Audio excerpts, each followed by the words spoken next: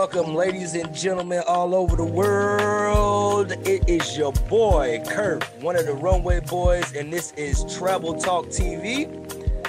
And today we have a special guest currently down in Medellin, Colombia.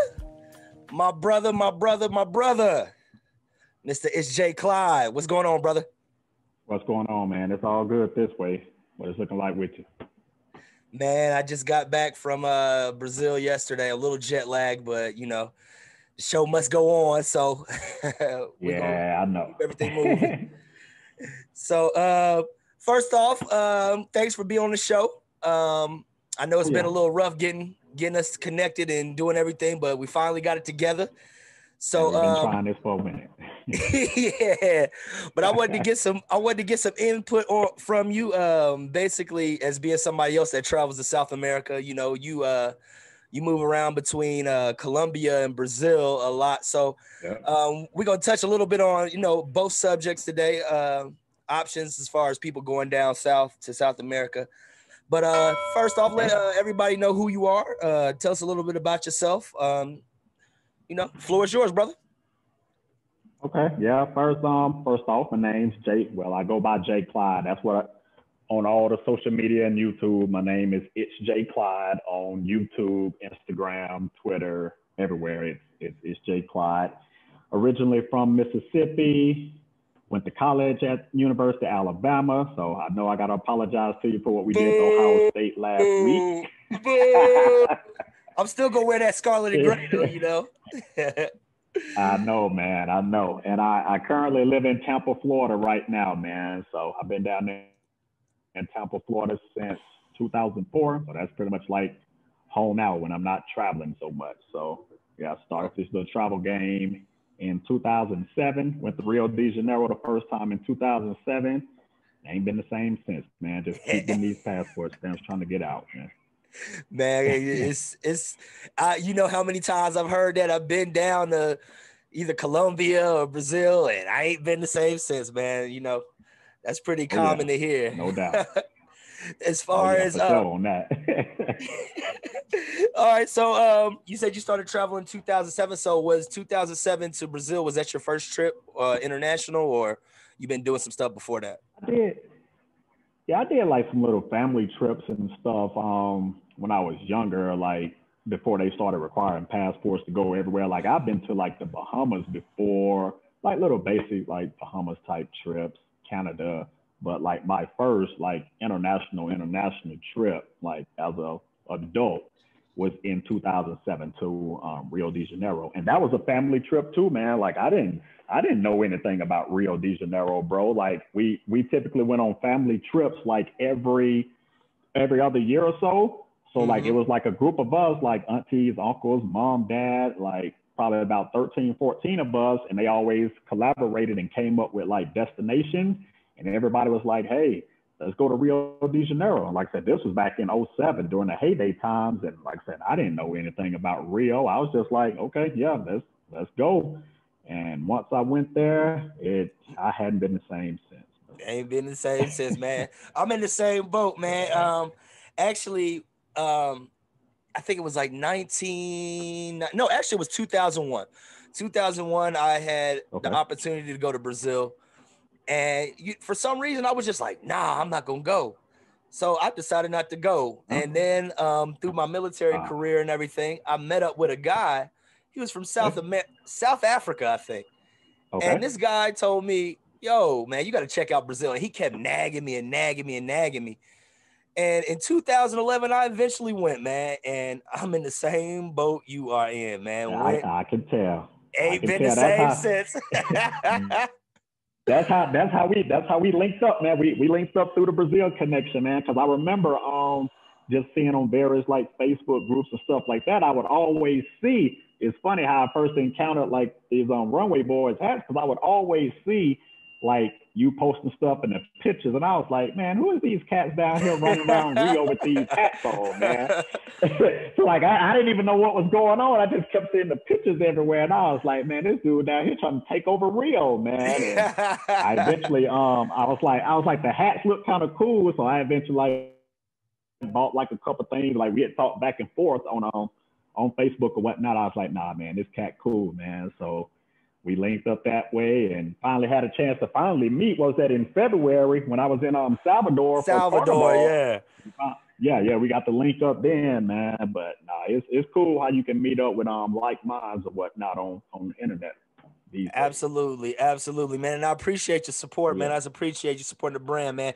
You always, every time you travel, man, I'm always gonna check your stories out. You gonna have a Runway Boys hat on. You gonna have some of that stuff on, man. I appreciate that. I gotta order. I'm gonna order some more, man. The crazy part that the crazy thing is, I usually be bouncing out like every 2 or 3 months, and I always say to myself, like how I am now. When I get back to Florida, I was like, I'm gonna order some more stuff so to get to me in time for my next trip. But the next trip be coming so fast, I don't have time to get it. So when I get back Monday, I'm gonna have to put in a fresh order because I know the people tired of seeing the same 2 hats, man.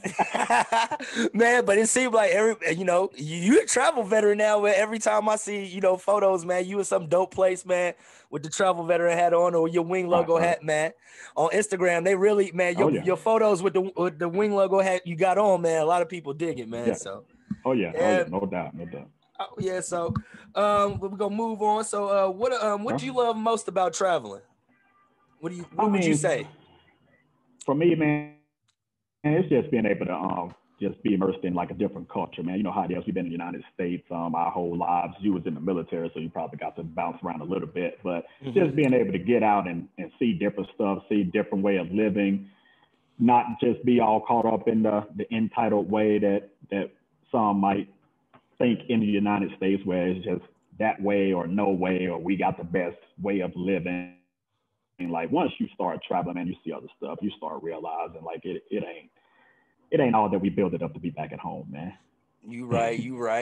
And you know what's so crazy? I was talking to somebody on my way back to the United States, and people around the United States are so locked into what's going on in the United States that they don't even realize what's going on around them or what other opportunities or just better lifestyles is around them. Like somebody had talked to me and said, oh man, COVID is real bad in South America.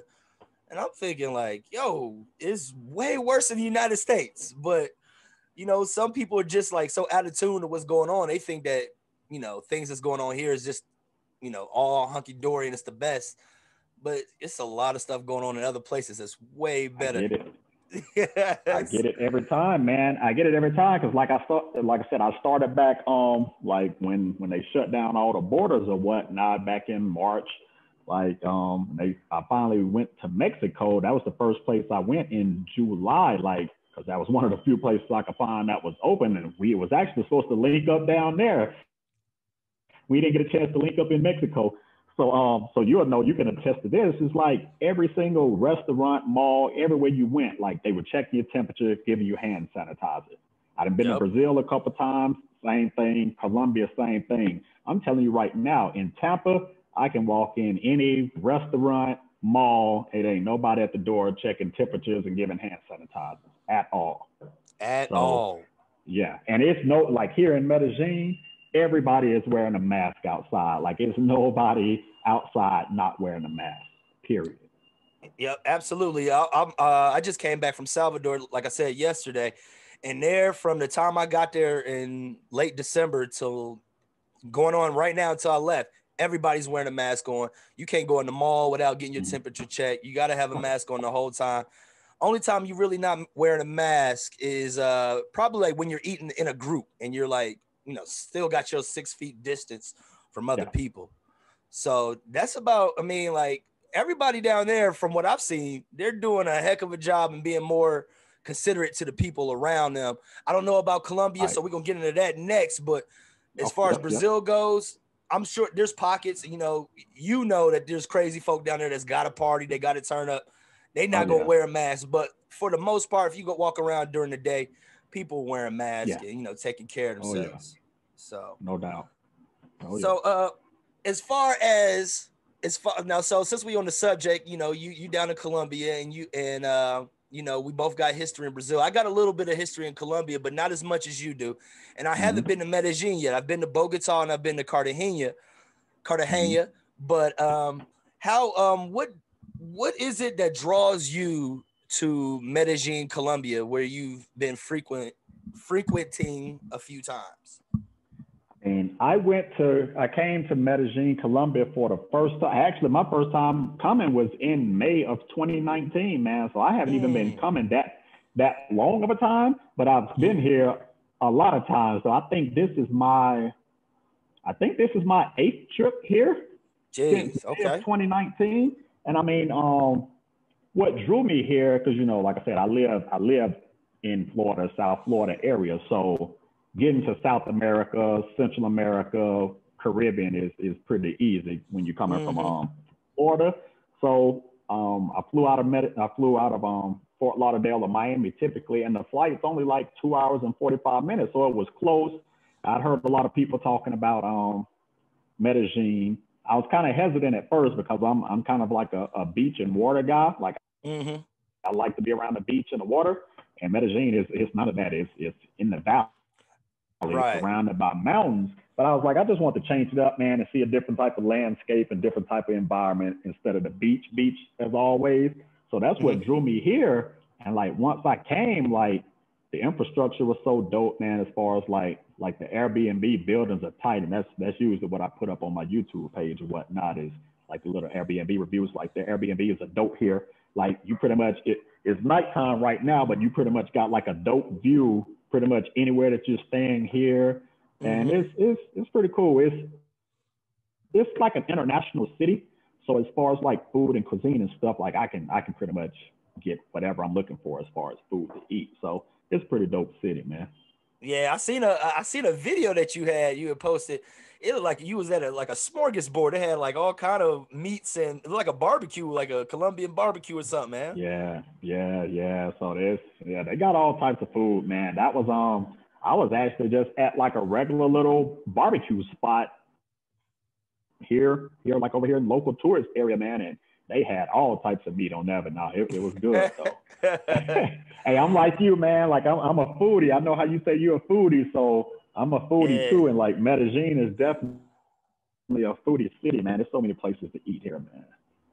Okay, so as far as so we can get just a tad bit on food. So as far as the food, what are the prices and are they comparable to like let's say a Brazil or somewhere in South? What are the prices looking like as far as if I wanted something real nice to eat for dinner? It's pretty comparable to Brazil, man. I was making it a point this particular trip, like on Facebook and Instagram, just to whenever I would go to a restaurant and eat, to save my receipt, just so when I post a picture of the food, just so the people back at home could see how much food you get for such a little price. So like for instance, I went to one little restaurant and it was like kind of like a chicken on a stick with barbecue sauce, and it had like French fries, like a little salad. I was real hungry that day, so I ordered 2 of them thinking I was just gonna get 2 chickens on a stick. I wasn't reading the entire thing in Spanish. So they brought out 2 plates with 2 things of fries, 2 salads, and the 2 chicken skewers. And I had a Corona and a Coke. And my lady friend that was with me, she had like a Colombian dish that she had ordered. All of that food together ended up being like right at $30. That is crazy. You can't go to TGI Fridays in the United States for 2 people for $30. You know what I'm saying? With drinks and everything, you definitely can't do that. So, man, nah, definitely. So it's comparable to Brazil, man. It's cheap as far as when you're outside the tourist areas. Like if you go down here in this parky areas, touristy part of town, some of the restaurants might be a little bit more pricier. But if you're out and about, because that's what I was telling you about, I was outside of Medellin. About 2 hours outside of Medellin, and got that plate at that price, but it's pretty comparable to how it is in Brazil. Okay. Food. Yeah. So, you could definitely eat in Brazil. 2 people can definitely eat good for $20 to $30. Yeah, so definitely cost effective going to South America. Be in that range. And the food is like comparable to any upscale restaurant in the United States for half or 1/4 the price, man. So they bring you so much food, man. They bring you. You said it again. They bring you so much food. I know in Brazil, man. I know in Brazil they bring you so much food, man. It don't make no sense how much food they bring you in Brazil when you ordering from those places. Yeah, when I was in Cartagena, I actually did go to a spot and I got like a tomahawk steak. And that thing, I think it was like $10 for everything, man. So, Yeah, man, it's always, yeah. but I Oh love yeah. I love taking US dollars and spending it somewhere else, man. It's always a blessing when you Me do too. that. Oh yeah, no doubt, no doubt. So as far as you said, what area were you in right now? Well, the part of town that I'm in, it's called Provenza or Poblado. That's typically the neighborhood that a lot of the tourists stay at when they come here. Mm-hmm. Is the Poblado area, and that's where I'm at right now. But the specific part of Poblado that I'm in is called Provenza. It's right next to like a whole bunch of bars and restaurants.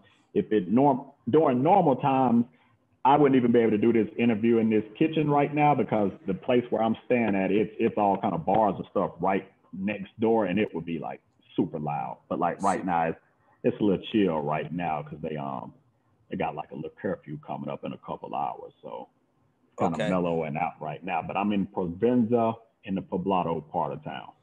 And is that where you usually stay at, or do you bounce around town when you're down there? I typically stay in the Poblado area, man. Most of the time, most people when they come to visit, they either stay in Poblado or Laureles.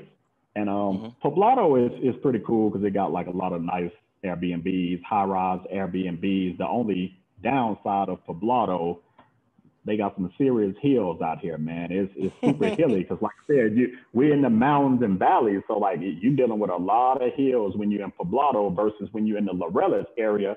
It's more flat. Mm-hmm. So it's more walkable in Laureles, and you get more of a local feel in the Laureles area because you're not in the heavy tourist zone. But like Poblado, it's cool, man. You can jump. You know how it is. You jump in a little Uber or InDriver, and it's dirt cheap. So Okay. it works out with the hills. So they do have Uber, and you said they have another driving, what, like Yeah, a taxi service or yeah. something? It's called InDriver. Yeah, they have Uber. I think last time I checked, technically Uber is illegal here, but I think people still use it. But most people here use this ride sharing service called InDriver. And basically what that is it's just like you just ordering taxis and cars just like Uber, but you pitch a price to the driver. So say you pull up the Mm, app, you want to go from point A to point B, you offer the price of 5,000 pesos, and the driver will either accept it or they'll come back with a counter offer. And then you just do that. You pick that 5,000 pesos, they come pick you up, and you can pay them in cash. So it's not even a card tied to the account. You just pay them 5,000, 10,000 pesos. So I kind of like that more than Uber, man. So you just name your price. They just start popping up. Who wants to accept the ride for you? And you just pick one and go. So you can see their ratings. You can see how many rides they've had. mm-hmm. So that way you can pick like, hey, I want to pick this guy. He's at a 4.8 rating and 5,000 trips. So yeah, it's real convenient. That's what's up. That's what. Now, when you do that, do they ever reject your order? I mean, reject your offer, or? Yeah, a couple times because I'm not too familiar with the area. So like I don't know what's a good price. So if I'm going from A to B, I don't know if 5,000 pesos is enough. So I had a couple times where it got rejected because I automatically, if it's a short distance, I just put 5,000 in there. And a couple times it popped up that offer wasn't good enough, try something better. So typically what I do, if it's a short distance, which if you're in Poblado and you're trying to go down in the Parque Yeres area, for the most part, 5,000 and 6,000 pesos would be good. Now, if you start trying to go off in other parts of town, you might be better off putting like 15,000 or 20,000 pesos in there, and that should get you where you're trying to go. Okay. So, when you're down there in you said what's it called, Poblado area? Is that how you pronounce it? Poblado, yeah, Poblado. Do you see a lot Yep. of tour like Americans, or do you see digital nomads or people that have set up shop down there like permanently, or is it just a lot of people going in and out? It's a little bit of both, man. They have a heavy expat community down Mm-hmm. here because I'm in a couple of the expat community Facebook groups. So they have a nice expat community here, and also too when you're out and about, like you're especially over here Poblado, like I said, it's heavy with tourists and foreigners. And it's the funny thing is, my old lady, she always jokes about this area. She calls it Gringolandia. She say that's what they call it over here, man, because that's that's where all the gringos stay. So that's typically what's over here in this area, man. Like if I walk outside right now, it's gonna be mostly foreigners that I run into for the most part. Okay, so how do the before we get into the lady friend part, Right, how do right, the right. how do the locals in general, how do they receive expats and people coming in and out? Man, from my experience, it's all embracing, man. Just like how it is in Brazil, man. Hmm. As long as you're not acting like you're better than them, and you treating everything with respect, and you're acting like a visitor in the country, a guest in the country, and not acting foolish, man, you get positive reception. I haven't had any issues. Everybody's nice, man. That's what's up. That's what's up. Yeah. Yeah. There has been seems to be an influx of people going to these countries like in South America and the Caribbean, where they take their American privilege with them, man. And it's like that's not cool, man. You got to be when you come to somebody else's country, you got to be humble, man. You gotta Uh, you don't want to throw what you've been blessed with in their face. You know what I'm saying? Because first of all, that's not good right, karma right. wise, and That's then true. second of all, the robbers is always lurking. So you always gotta, Exactly. You got to keep your head. You got to keep your head on the swivel for that, regardless. for real, man. Yeah, I seen a video of somebody in the DR Yeah. not that long ago, and they're it's Um, pointless, but they're at like a bar or a restaurant, and they're just throwing money up. It's like, bro, like that doesn't impress them. You just giving out free money, you know. So exactly. And making hey, yourself a mark too. You making yourself a mark. make yourself a hit target, man. Like it's people don't get it, And man, but you nah. And you go to Brazil enough, man. I don't even know. I don't know even know of any places in Salvador or Rio where it's that type of environment where you're going to throw some money because you might run into some serious issues if you throw some money. serious. No, Yeah. yeah, Like man. somebody told me when I was in Brazil, they told me don't even leave money on the table for a tip. Give it straight to the person, you know what I'm saying? Just because everybody's out there watching and everybody's waiting for you to drop that Yeah, dollar. Everybody's waiting, for something to happen. If they see right, if they see some money drop right. somewhere, they gonna see it before it hit the ground. So it Oh yeah, so no doubt on that. No doubt. so it now you had mentioned something about your lady friend. We ain't got to get into specifics, but how what is your thoughts Right, on the women in for South America? We can say Colombia. We can get more specific. How do you feel about the right. women in Colombia as far as American men go? It depends. I always have to preface it. I've only been to Medellin, so I haven't been to any other cities in Colombia. So I can only speak on Medellin on that and personal experience. Like, I mean, it depends on what you're coming here for. You know what I'm getting at. Like some fellas go to their places for for other activities. Some of them don't partake in those activities. So it all depends on what you're coming for. If you partake in certain activities, yeah, they're really receptive to you. So, but now if you comment on some other stuff, man, I mean, I haven't really ran into any issues, man. It's the same just as anywhere else, man. If you carry yourself a certain type of way, you keep proper upkeep of yourself, man. You're not looking like trash or a bum or anything, man. You got a certain type of charisma, man. It's pretty much the same, man. You can whatever you work in the United States, you can work it in Tokyo or Mexico City. You just gotta just be a not be a weirdo. I'll just put it that way, man. You'll be all right. Exactly. Yeah, if you're like one of my friends always said, if you're a cornball in the United States, you're gonna be a cornball anywhere on the planet. So, when you come to these places, man, come correct if you plan on Right, talking to right, somebody, or you might have to pay that fine, for being a cornball when you go into some of these places if you get right, my drift. So, right. Exactly. So no, man, they're receptive here, man. It's hadn't had any issues on that note in Colombia or Brazil. we've been knowing each other long enough, so you already know, the history with all that. Yes, sir. Yes, sir. So, all right. So, I know in Brazil, I know definitely having the language down increases your chances. Like, Right, just because they realize that you have enough respect for their culture to learn their language, you can talk.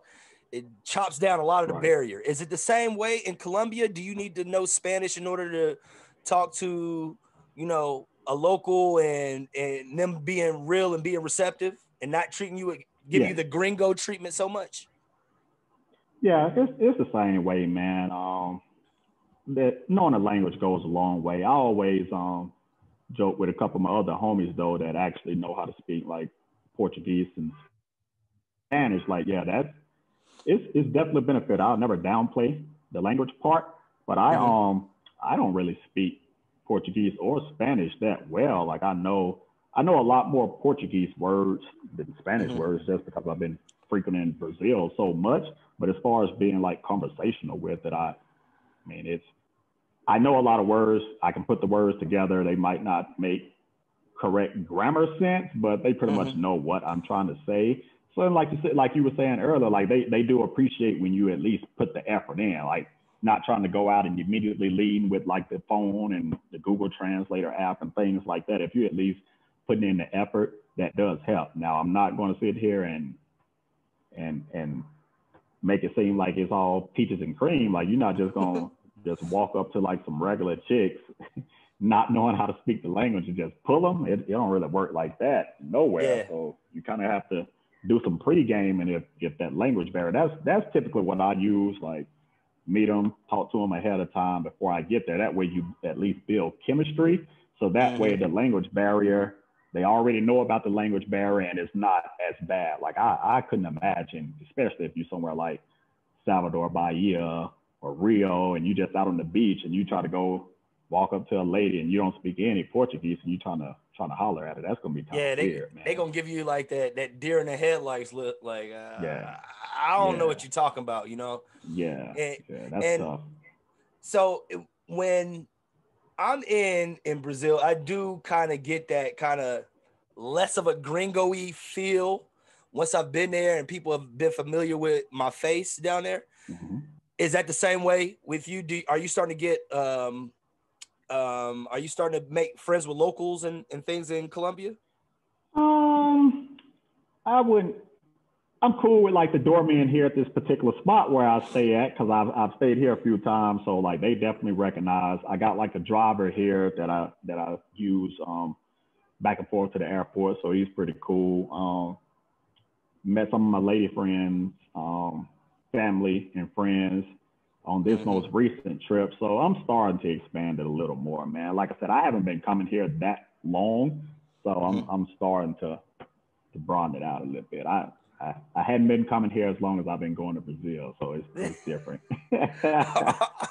All right, so here's the question. I know it's gonna be hard, and I don't want you to get beat up, but on either side, which one would you prefer as far as going to Colombia or Look, Brazil?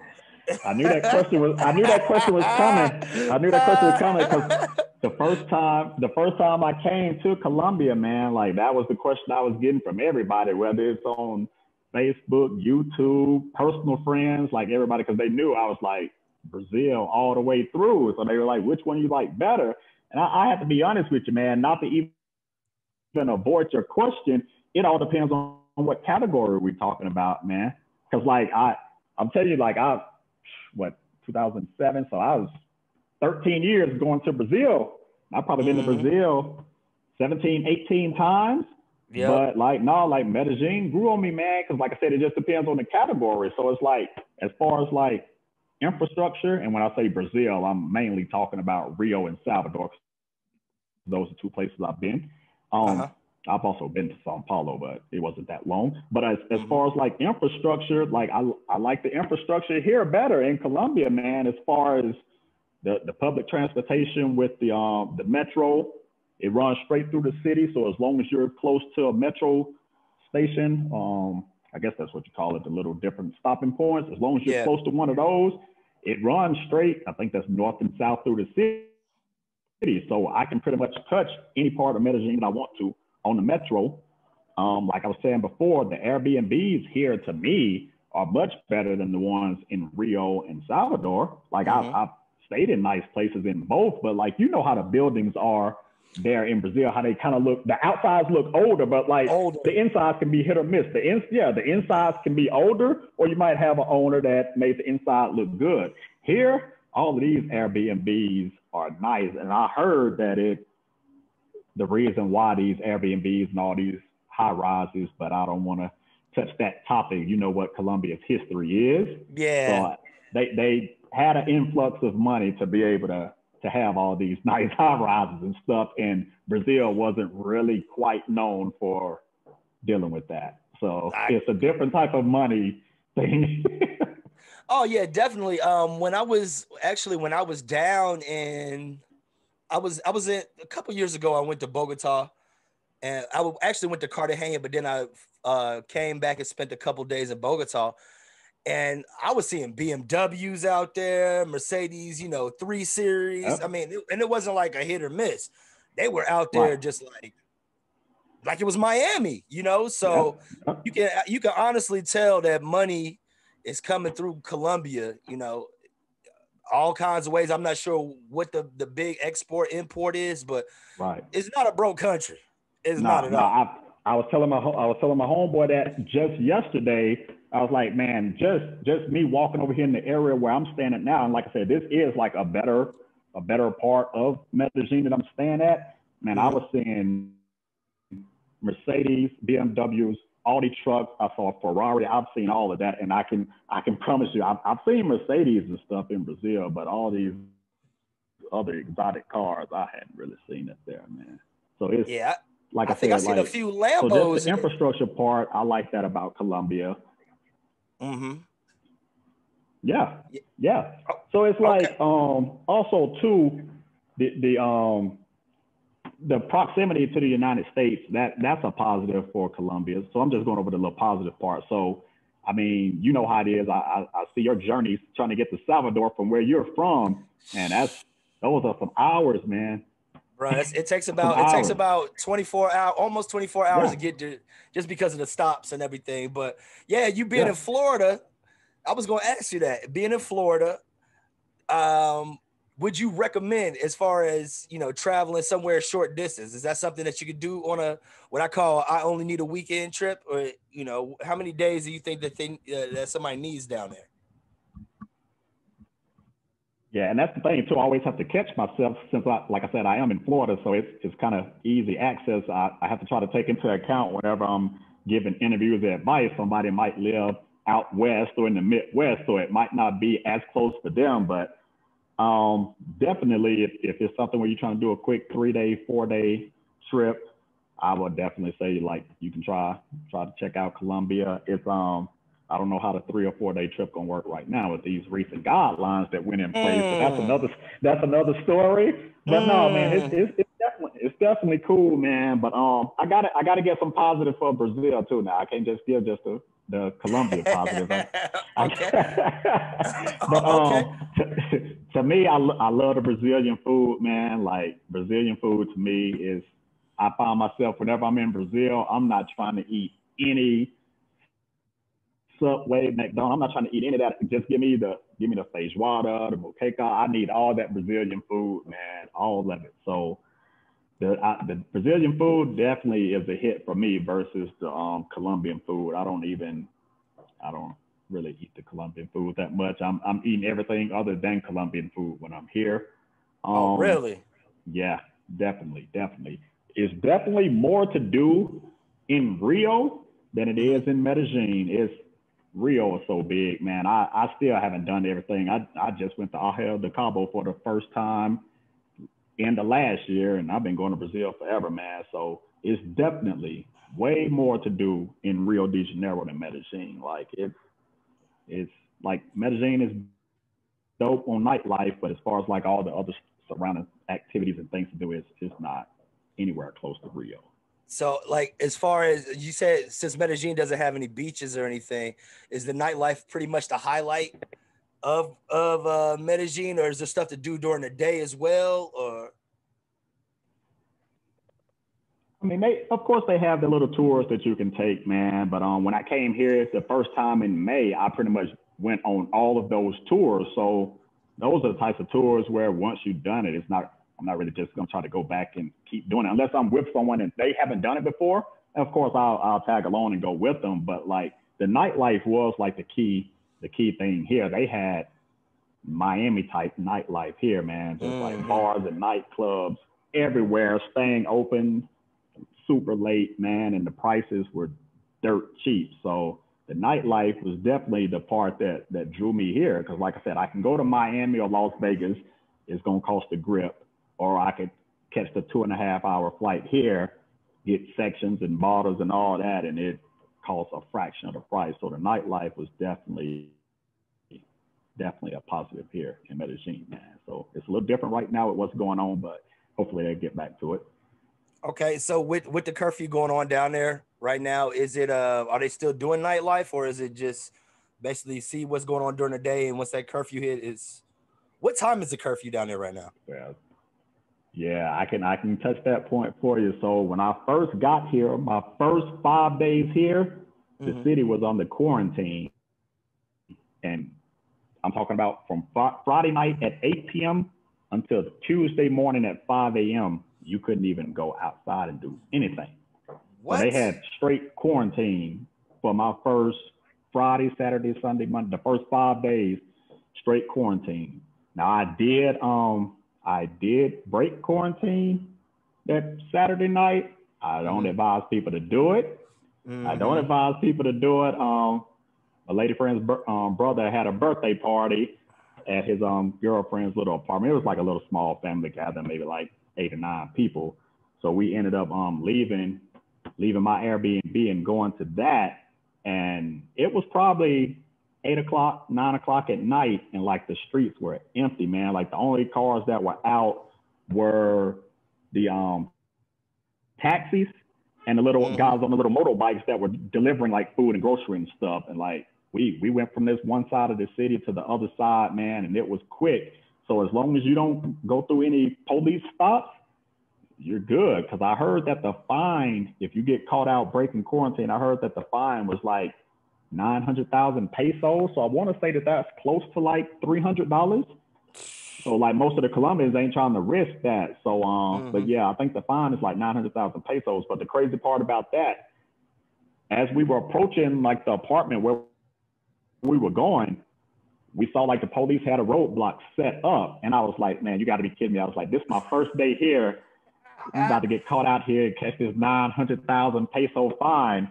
So the in driver just drove right through, and like the police didn't even give him like no kind of flack or anything. And then we just ducked off, took a right, and we was at the apartment at that point. But like that was kind of nerve wracking at first when I saw those police there on the street. I was like, oh no. And then on the way back to my crib, it was the same thing. We saw the police. They had like some people, they were shaking them down on the side of the road, and we just drove right past them and got to my Airbnb. And after that, I was like, nah, I said, I'm staying in the house until this quarantine is over. We're good to go.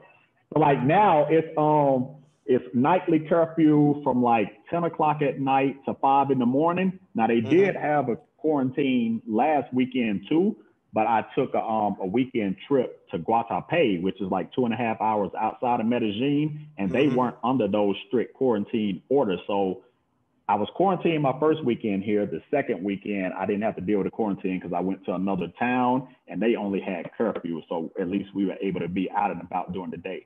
But yeah, the nightly curfew is at 10 o'clock. Oh man. That's one thing about South America. Any of these countries you go to in South America, the late night, the nightlife is one of the highlights. So when the curfew comes in, that's just like a big bummer. But it's still, it's still worth going down. I mean, even with quarantine and curfews going on, you still can find good spaces and good places to enjoy yourself safely. Right. Right. I've seen it in plenty of places, man. Exactly. So I seen your photos. You went to Guatupe, and I've heard about the infamous 700 steps. Yeah, man. I know your legs was on fire, wasn't they, man? Yeah, man. Like that was actually my second time. I went like I said, when I first came down here in May of 2019, I went there because I was doing all the touristy stuff, and I did it then. And this was my second time doing it, and it took me about 20-25 minutes to get up there each time. Oof. And like I said, it's steps, man. And like I said, if you got I think the biggest thing too is at altitude. So you're dealing with the altitude and you're climbing up 740, 750 steps. So your legs are definitely burning. But the good part is once you get to the top, they do have like little cafe type things where you can sit down, have some little snacks and drinks and rest. And then you have to walk back down. Of course, you went up, so you got to go back down. So going down is much easier than going back up, but your legs are definitely spaghetti noodles for the rest of the day, man. It was spaghetti noodles, man. It was tough. Like I felt that the next morning. Man. Yeah, man. I see the photos, and I'm thinking up there. You just said they have they got a cafe up there. Somebody need to invest in an oxygen bar up there. They get one of those up there, they probably make some killer money up there. You gotta think though. It's a cafe, so they got all the chips and drinks and all that. You gotta think they gotta get it up there. Like who's doing that? Man. Yeah. I don't know who's carrying those. You're not pulling any pulleys up there. You gotta carry that up those steps, man. Oh man, I don't know. But you know, them locals, they probably been doing it since they was 6 years old. So they already got, strong muscle calves, and they hitting that like it ain't nothing. And that's tourists up there complaining. Perfect example on that. When I went that first time, I went on a tour. So like, of course you had like a little tour guides or whatnot. And one of them was like a guy, he spoke English and Spanish. And as I was walking up the steps, he just walked right by me, just like quick. And then I was still walking up, and I saw him on the thing coming back down. So I asked him, I was like, man, how long does it take for you to walk up these steps? Because he does it every day for the tour. He was like, yeah, I can do it in 5 minutes. So he does those 740, 750 steps in 5 minutes, man. Like he whizzed right by me, and I'm still up there on the struggle bus going up. And then it was like a few minutes later, I saw him coming back down the steps. I was like, wow. He said 5 minutes. Like, man, it took me every bit of 25 minutes. That's one thing that I've noticed. You can't compete with people that's been doing stuff locally for a long time. Like I've seen people, even when I was in Brazil, I've seen people riding bikes. Like I've seen the DoorDash and the Uber Eats people on bikes going uphill. I'm thinking like, man, ain't no way in hell I'm doing that. But that's how they get around, man. They know their terrain, so they know how to navigate and get up stuff easily. Because they've been doing it for so long. We, as us Americans, if we can't walk it, you know what I'm saying, like within 5 minutes, we try to catch a cab or try to catch an Uber there. You know what I'm saying? Exactly. Oh yeah. So Guatupe is dope, man. Yeah. Okay. Yeah. So you would suggest that? I mean, how can you do that on a day trip? Can you from Medellin? Do they have tours that you can do where you go there for the day, or do you suggest going there and staying a few days? I can give you both perspectives. Like a lot of people go there as a day trip. They offer tours where you can go there, experience the rock that we were just talking about, and then the tours can take you there to the little towns to take photos or whatnot. And you can also make a weekend out of it. So the first time I did it, I did a little tour. It was an all-day tour. I caught the bus here in Medellin at like 7 a.m. I didn't get back to my Airbnb till like 8, 9 o'clock that night. So it was an all-day tour because it's like a 2-hour drive. So you got 4 hours of it was just driving. So this particular time, I spent the weekend there. So I got an Airbnb there in Guatupe, got there on Friday and left that Sunday. And it's a different experience if you spend a weekend. I would advise people to spend a weekend there because you're right there. I had a lakefront Airbnb, so you got all the boat activities, jet skis. They have all of that right there. You got the shops and restaurants. There's no like nightlife there. It's more of a quiet type lake town, but you definitely have like water activities that you can partake in. So it's real chill vibes. I had fun that weekend. Like I said, it it beat being quarantined for another weekend. So at least we were able to get out and about during the day, hop on some jet skis, walk through the little city, climb the rocks. So it's cool, man. You can do either or. If you got the time to take a whole weekend there, do it. Or if you want to get a quick preview, you can just take a little all-day tour and check it out. Both are cool. Okay. Yeah. And so before we end this, I wanted to get just a little bit into the female interaction. Mm-hmm. As far as Colombia versus Brazil, what has been your experiences? Which one would you prefer, Brazilian or Colombia? I know I don't want to get you beat up by nobody that's watching this video, so try to keep it. This the one that always get me in trouble, man. Because like I said, I got all my Brazil homies. So as soon as I start wavering on it, they like, hey, hold on, man, you're a traitor, man. What's going on? So like to me, my specific type, just for me, I can't even speak for the other, because different guys like different things. Like you know my type. Like I like the little petite type. So yeah, the banging what bodies that Brazil is known for is not really my thing. So like here in Medellin, they're all the petite type. So my preference is actually here. So I know that shocks a lot of people whenever I say that, because they like, hold on, you've been going to Brazil all this time, but you say your preference is in Colombia. That's what I found out when I came to Medellin, man. I was like, everywhere I looked, I was like, they all my type here. It was crazy, bro. So that was crazy. So yeah. So as far as for me, man, I Brazil is my favorite place. Mm-hmm. The type of ladies that I like are in Colombia. So that's how I have to, so that's how I have to split it there, man. So I can be good on both sides. Like I love going to Brazil. That's my spot. But as far as if it's the ladies, like my preference is here. So I have to juggle those two, man.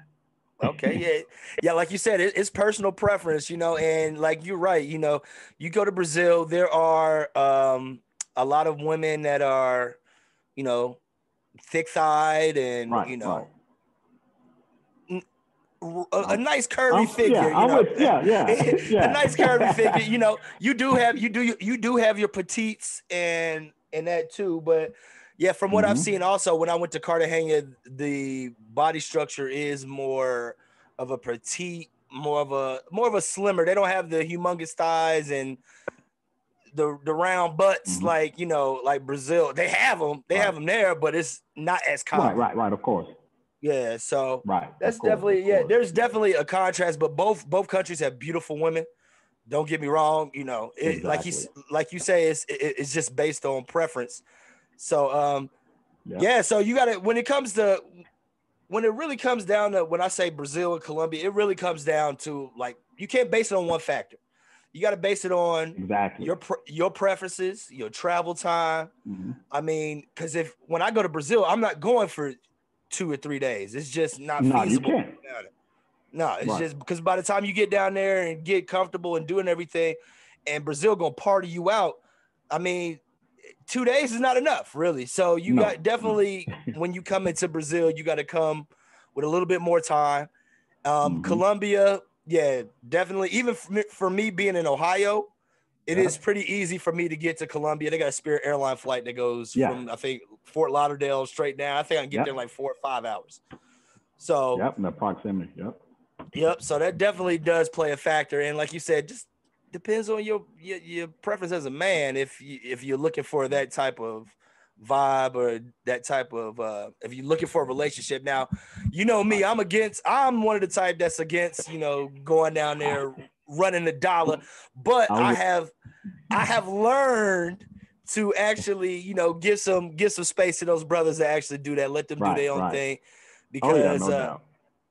Everybody does their own thing. Some people got their reasons for going down there, but I definitely would not rule out dating a woman from South America. You know what I'm saying? Like, it just depends on what you about and what she about, really.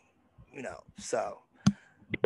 Yeah, exactly, man. And I know man. So It ain't just peaches and cream. How some of them try to make it out to be, where they just be like, oh, y'all going down there taking advantage of them women. They doormats you walk over. Nah, bro, it don't work that way. Nah. That's one thing I want to tell everybody. Don't listen to what your friend that has not been there says, because it's not like that. You are not going to just come down to these countries and think you just go, because I'm American, I got an American passport, I'm going to run things, I'm going to get whatever I want. Like I said earlier, if you're a cornball United States, you're going to be a cornball wherever you go. That's even including Brazil and Colombia. So come correct. Make sure you come correct. Exactly. So, yeah, man. Exactly. So, I'm not going. So I appreciate you coming by, brother. I appreciate you stopping by and, you know, doing the interview. I'm definitely going to have to take the ItsJClyde tour down to Medellin one of these days. And I want to kick it with, I want to come down there kicking. You show me around. We can do another blog. We can do an on the scene blog. No doubt. And we can work it out that way. Probably when this quarantine and curfew is up, because I want to see Colombia in its full effect, Medellin specifically. Exactly. I'm with you on that, man. So that's what I'm doing now. So like right now is, because like I said, I've been here several times, so I wasn't really missing anything. Not going to the nightclubs didn't hurt me this trip, because like I said, I got somebody here I'm kicking it with. Like, I've been having a good time for this time period I've been here. But like, if there's somebody that's trying to come for their first time, man, and you trying to experience, like how you said, it's kind of tough right now with the curfews and whatnot, because if everything's closed, like it's Friday night right now. I mean, curfew is in an hour and 30 minutes, man. So you ain't getting no nightlife in like that. So if you ain't really got no connections here, I mean, you're gonna be left to resort to do other things at the crib. So that's it, man. Yeah, I've been down that road down in Brazil too, man. You know, everything shut down at 10, so you got to make some entertainment at the crib. So right. So why don't you let everybody know how they can get in contact with you, as far as like, I am a big fan of your apartment Airbnb videos. Every time you post it, I'm gonna make sure I like it. I'm gonna make sure I watch them, because I'm actually curious about going down to Medellin, so I need to know where to stay at. That's why I want to have you on, because I know if somebody wanted to come down there, I just want them to be able to contact you so you can give them some information, keep them in a safe area, and you got the insight on the Airbnb. So let them know how people can get a hold to you, man. Yeah, man. The easiest way, like I said, you can go to YouTube. It's my name on there. It's ItsJClyde. So it's ItsJClyde. Same thing, Instagram, Twitter, ItsJClyde. So yeah, that's the easiest way. But yeah, you can check out the little YouTube page. I post the videos of the Airbnbs that I stay at. I do videos from little areas around the town where I'm at. So yeah, definitely you can check that out, man, and get to take a look at it. Make sure you subscribe, and you'll see the post come up. All right. I appreciate you, brother. Yeah. So next show we're gonna do together, man, is gonna be on the set, man. So I appreciate you stopping by, man. And I thank everybody else for stopping by and watching our video. Make sure you like and subscribe. If you like the hats that me and my boy JClyde got on, stop at www.runwayboys.com. We got the Always on Vacation tees too. Make sure you like and subscribe to our channel, and we'll send over a video to you too, JClyde, so we can cross promote and everything. I want to get your followers up over there, man. So I appreciate you, brother. All right, man. Appreciate it, man. You have a good one, man, and y'all be safe out there. All right, man.